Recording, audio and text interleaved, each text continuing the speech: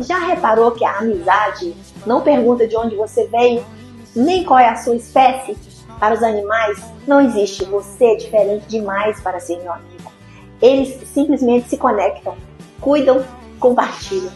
E se a gente aprendesse com eles, talvez o mundo fosse mais leve e a amizade mais verdadeira. Afinal, a amizade não precisa ser igual, precisa ser real.